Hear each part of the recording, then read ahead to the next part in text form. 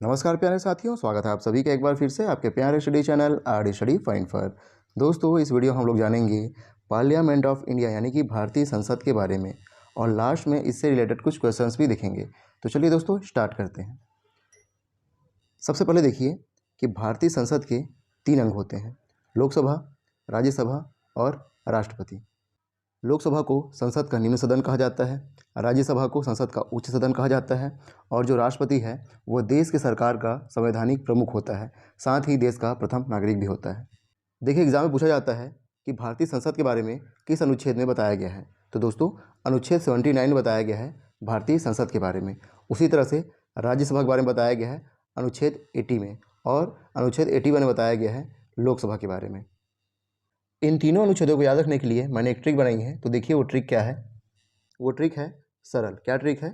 सरल। यहाँ पे देखिए, स से संसद, र से राज्यसभा और ल से लोकसभा। यहाँ पे संसद के बारे में बताया गया है अनुच्छेद 79 में। उसी तरह से अनुच्छेद 80 में बताया गया है राज्यसभा के बारे में, और अनुच्छेद 81 में बताया गया है लोकसभा के बारे में। तो इस ट्रिक के माध्यम से आप इन तीनों को आसानी से याद रख सकते हैं।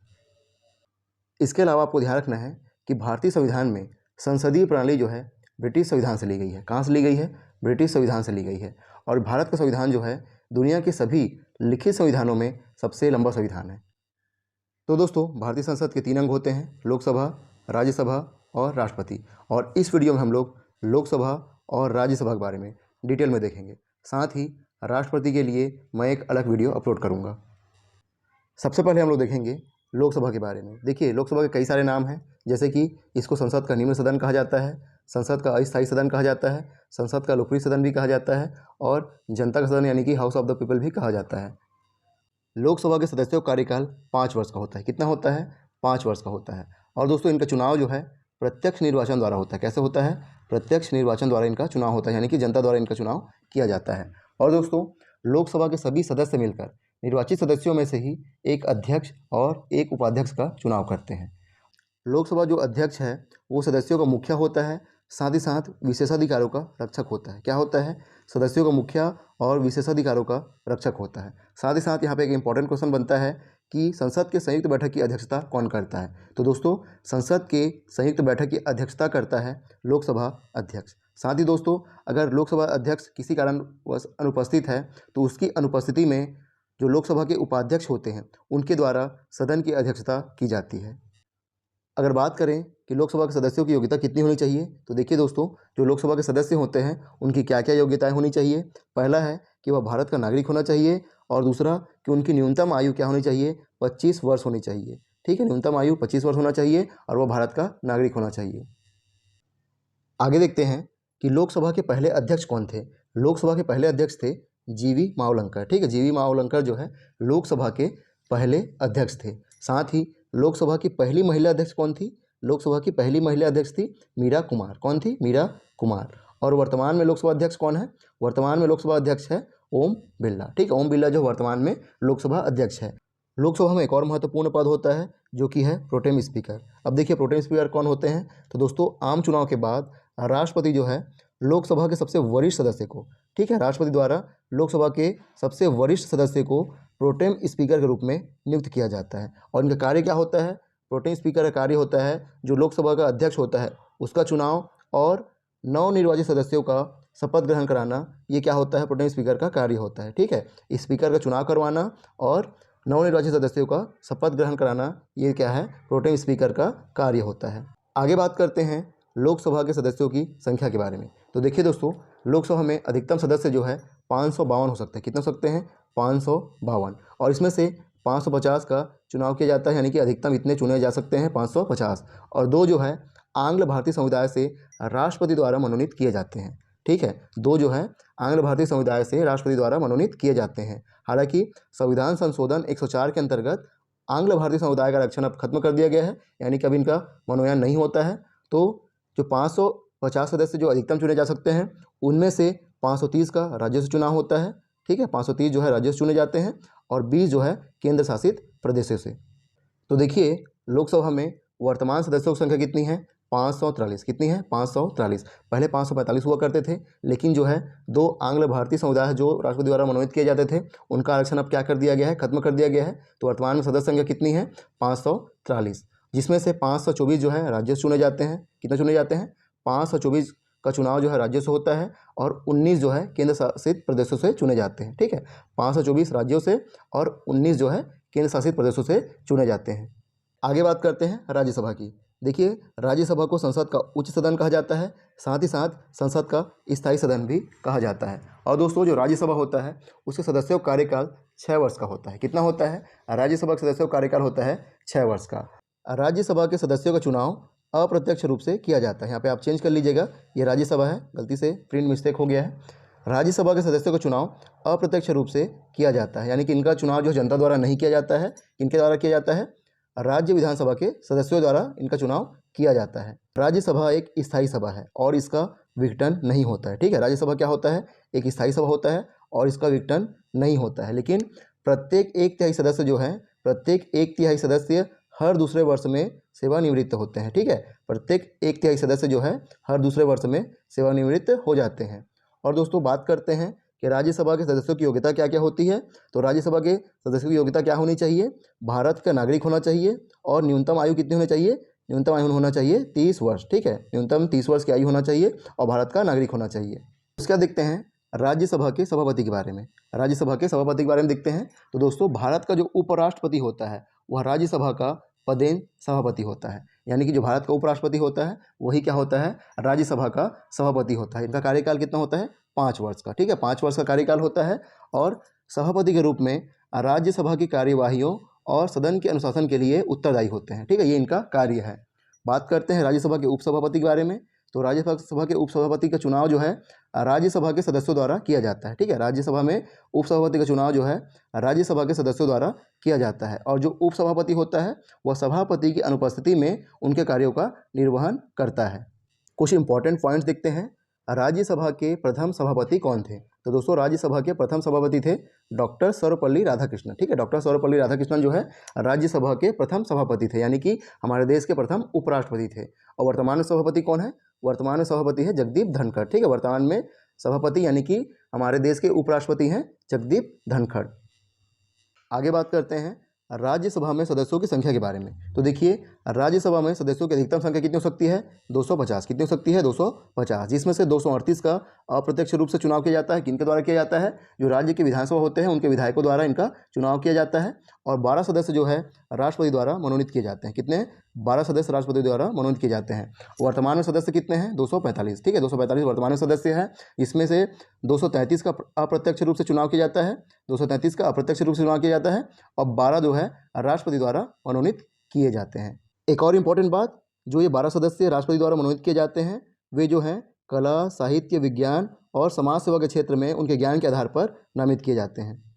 आगे बात करते हैं संसद के सत्र के बारे में। तो देखिए, संसद के एक वर्ष में 3 सत्र होते हैं। कितने होते हैं? एक वर्ष में 3 सत्र होते हैं, जिसमें सबसे लंबा जो है बजट सत्र होता है, जो कि जनवरी के अंत में शुरू होता है और मई के पहले सप्ताह तक समाप्त हो जाता है। उसके बाद मानसून सत्र आता है, जो कि आमतौर पर जुलाई माह में शुरू होता है और अगस्त में ख़त्म हो जाता है। उसके बाद तीसरा है शीतकालीन सत्र, जिसका आयोजन जो है नवंबर से दिसंबर के बीच में किया जाता है।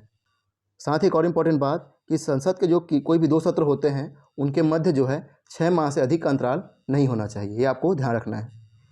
आगे बात करते हैं संसद की कार्यवाही की। तो इसमें 2 महत्वपूर्ण काल होते हैं, प्रश्नकाल और शून्यकाल। तो देखिए, प्रश्नकाल क्या होता है? तो सामान्यतः लोकसभा की बैठक का जो पहला घंटा होता है, ठीक है, लोकसभा की बैठक का पहला घंटा जो होता है वो प्रश्नों के लिए होता है, इसे ही प्रश्नकाल कहा जाता है और इसका संसद की कार्यवाही में विशेष महत्व होता है। प्रश्नकाल के दौरान संसद के सदस्य जो हैं प्रशासन और सरकार के कार्यकलापों के प्रत्येक पहलू पर प्रश्न पूछ सकते हैं। अगला होता है शून्यकाल। तो देखिए, शून्यकाल क्या होता है? शून्यकाल का समय जो है प्रश्नकाल के तुरंत बाद, अर्थात जो है दोपहर 12 बजे से 1 बजे तक का जो समय होता है वह शून्यकाल का समय होता है और इस अवधि में बिना किसी अग्रिम सूचना के कोई भी सदस्य राष्ट्रीय मुद्दों को उठा सकते हैं। ये क्या होता है? शून्यकाल। उसके बाद संसदीय प्रस्ताव। इसमें 2 प्रस्ताव महत्वपूर्ण होते हैं, निंदा प्रस्ताव और अविश्वास प्रस्ताव। तो देखिए, निंदा प्रस्ताव क्या होता है? शासन या किसी विशेष मंत्री द्वारा अपनाई गई नीति या इसको कार्यों की आलोचना करने के लिए निंदा प्रस्ताव लाया जाता है और यह प्रस्ताव नियमानुसार है अथवा नहीं है, इसका निर्णय जो है लोकसभा के अध्यक्ष करते हैं। और दूसरा है अविश्वास प्रस्ताव। ठीक है, अविश्वास प्रस्ताव। देखिए अविश्वास प्रस्ताव क्या होता है, तो अविश्वास प्रस्ताव जो है लोकसभा में विपक्षी दलों द्वारा प्रस्तुत किया जाता है। किसके द्वारा प्रस्तुत किया जाता है? लोकसभा में विपक्षी दलों द्वारा प्रस्तुत किया जाता है। यदि लोकसभा में कम से कम 50 सदस्य प्रस्ताव का समर्थन करते हैं तो यह 10 दिन पहले नोटिस पर अध्यक्ष की अनुमति से लाया जा सकता है। और दोस्तों यदि यह पारित हो जाता है तो सरकार को इस्तीफा देना पड़ता है। ठीक है, सरकार को यानी पूरे मंत्रिमंडल को इस्तीफा देना पड़ता है और एक बार लाने के पश्चात अगली बार 6 महीने से पहले नहीं लाया जा सकता और यह केवल लोकसभा में ही लाया जाता है, राज्यसभा में नहीं लाया जाता। और अब देखेंगे भारतीय संसद से रिलेटेड कुछ महत्वपूर्ण प्रश्न। सबसे पहले, भारत की संघीय व्यवस्थापिका किस नाम से जाना जाता है? भारत की संघीय व्यवस्थापिका को किस नाम से जाना जाता है? सही जवाब है ऑप्शन डी, संसद के नाम से जाना जाता है भारत की संघीय व्यवस्थापिका को। अगला है, भारतीय संसद के कितने सदन हैं? भारतीय संसद के कितने सदन हैं? सही जवाब है भारतीय संसद के 2 सदन हैं, उच्च सदन और निम्न सदन। राज्यसभा को उच्च सदन कहा जाता है और लोकसभा को कहा जाता है निम्न सदन। अगला सवाल है, भारतीय संसद कैसे बनती है? तो देखिए दोस्तों, लोकसभा, राज्यसभा और राष्ट्रपति को मिलाकर बनता है भारतीय संसद। आगे बढ़ते हैं, संसद के सत्र कौन कौन से हैं? संसद के सत्र कौन कौन से हैं? तो संसद के 3 सत्र होते हैं, बजट सत्र, मानसून सत्र और शीतकालीन सत्र, यानी कि यहाँ पे ऑप्शन डी सही हो जाएगा। अगला सवाल है, राज्यसभा के पदेन अध्यक्ष कौन होते हैं? तो दोस्तों राज्यसभा के पदेन अध्यक्ष होते हैं भारत के उपराष्ट्रपति। ठीक है, भारत के उपराष्ट्रपति जो है राज्यसभा के पदेन अध्यक्ष होते हैं। अगला है, लोकसभा के पहले अध्यक्ष कौन थे? लोकसभा के पहले अध्यक्ष कौन थे? सही जवाब है जीवी मावलंकर, यानी कि गणेश वासुदेव मावलंकर जो है लोकसभा के पहले अध्यक्ष थे और इनको लोकसभा का जनक भी कहा जाता है। अगला देखते हैं, दोनों सदनों की संयुक्त बैठक की अध्यक्षता कौन करते हैं? दोनों सदनों की संयुक्त बैठक की अध्यक्षता कौन करते हैं? सही जवाब है ऑप्शन डी, लोकसभा अध्यक्ष। ठीक है, लोकसभा अध्यक्ष जो है दोनों सदनों की यानी कि लोकसभा और राज्यसभा की जो संयुक्त बैठक होती है उसकी अध्यक्षता करते हैं। अगला सवाल है, राज्यसभा के सभापति अपना त्याग पत्र किसको सौंपते हैं? ठीक है, राज्यसभा के सभापति अपना त्याग पत्र किसको सौंपते हैं? सही जवाब है राष्ट्रपति को। राज्यसभा के सभापति अपना त्याग पत्र जो है राष्ट्रपति को सौंपते हैं। आगे बढ़ते हैं, पहली बार राज्यसभा का गठन कब किया गया था? पहली बार राज्यसभा का गठन कब किया गया था? सही जवाब है ऑप्शन ए, 1952 में। 1952 में पहली बार राज्यसभा का गठन किया गया था। दोस्तों 13 मई 1952 को पहली बार राज्यसभा की बैठक हुई थी और डॉक्टर सर्वपल्ली राधाकृष्णन जो है राज्यसभा के पहले सभापति बने थे और श्री SV कृष्णमूर्ति राव जो है राज्यसभा के पहले उप सभापति थे। राज्यसभा को कितने समय बाद भंग कर दिया जाता है? तो दोस्तों राज्यसभा को कितने समय बाद भंग कर दिया जाता है? सही जवाब है ऑप्शन डी। ऑप्शन डी क्या है? राज्यसभा कभी भी भंग नहीं होती है। ठीक है, राज्यसभा को कभी भी भंग नहीं किया जा सकता, यह कभी भी भंग नहीं होती है। भारत के किस राज्य में लोकसभा की सर्वाधिक सीटें हैं? तो दोस्तों भारत के उत्तर प्रदेश राज्य में लोकसभा की सर्वाधिक सीटें हैं। कितनी सीटें हैं? 80। और महाराष्ट्र में 48 सीटें हैं, पश्चिम बंगाल में कितनी हैं? 42 सीटें और बिहार में 40 लोकसभा की सीटें हैं। अगला सवाल है, यदि संसद का कोई भी सदस्य शून्यकाल के दौरान कोई मामला उठाना चाहता है तो उसे संसद में किस समय से पहले तक नोटिस देना होगा? तो दोस्तों यदि संसद का कोई भी सदस्य शून्यकाल के दौरान कोई मामला उठाना चाहता है तो उसे संसद में सुबह 10 बजे से पहले नोटिस देना होगा। और ऐसा क्यों है? क्योंकि शून्यकाल का समय संसद में प्रश्नकाल के ठीक बाद दोपहर 12 बजे शुरू होता है, इसलिए यदि संसद का कोई भी सदस्य शून्यकाल के दौरान कोई मामला उठाना चाहता है तो उसे संसद में सुबह 10 बजे से पहले नोटिस देना होता है। दोस्तों इस वीडियो में इतना ही। आपको ये वीडियो कैसी लगी आप हमें कमेंट के माध्यम से जरूर बताइएगा। साथ ही साथ वीडियो को बेहतर बनाने के लिए अगर आपके पास कोई सुझाव है तो भी हमसे ज़रूर शेयर करें। इसके अलावा अगर आपको इस वीडियो का PDF चाहिए तो आप हमारा टेलीग्राम ग्रुप ज्वाइन कर सकते हैं, जिसका लिंक आपको डिस्क्रिप्शन में मिल जाएगा। धन्यवाद।